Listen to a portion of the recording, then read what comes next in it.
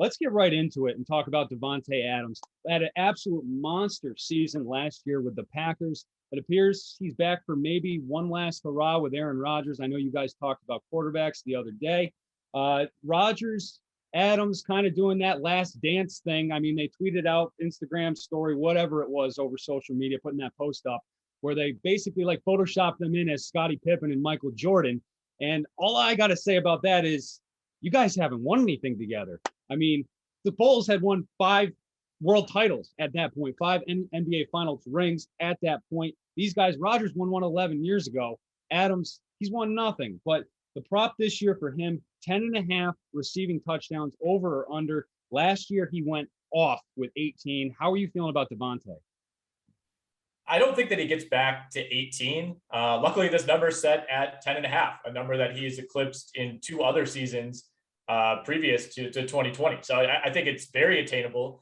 And I think like some of the quarterback numbers that we discussed over these last couple of weeks, I think Monkey Knife Fight really wants you to go over here, right? I mean, if Davante Adams is healthy he only played 14 out of 16 games last year. And, this is a 17-game season. We'll see, how many of those games he suits up for. But if he had 18 touchdowns in 14 games, if you think he can play 15, 16, maybe even 17 games, I think this has to be a complete no-brainer to shade toward the over.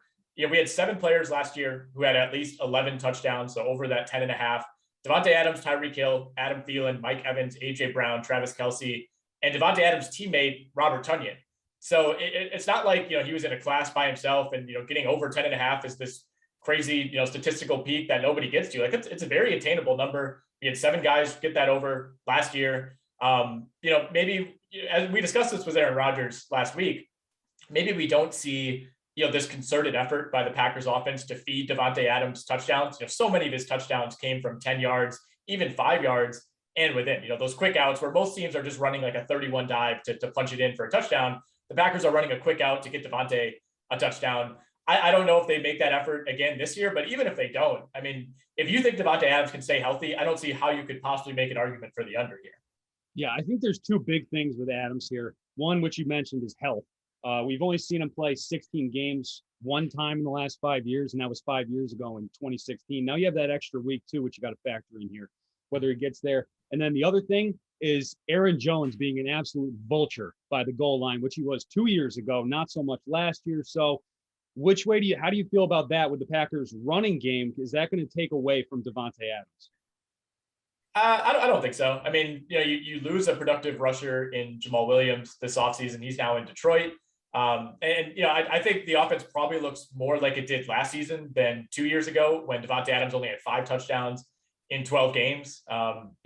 Just like his catch percentage, even from 2019 to 2020, went up 12 percentage points. I mean, he was at like 77% catch rate last year. He had never been above 65 in any other previous season. So, maybe that comes down a little bit, but I think the Packers found something last year where, until they ran into that Buccaneers buzzsaw in the NFC title game, that offense didn't really struggle at all last year. Some of the games that they lost, they got a little lackadaisical on defense. I'm thinking of that Vikings game where they let Dalvin Cook run all over them, but everything came pretty easy to them last year. And I think, another year under Matt LaFleur, you bring back pretty much all of your weapons.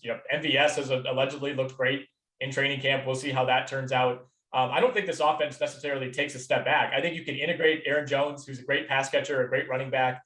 I think he can still have a role. And again, I don't know if Davante Adams gets to like 18, 19 touchdowns, but even if you think Aaron Jones maybe takes on a little more responsibility, I think it's very reasonable that he could have a big year and Davante Adams could still get to 13, 14, 15 touchdowns, which comfortably puts him over that 10.5 number.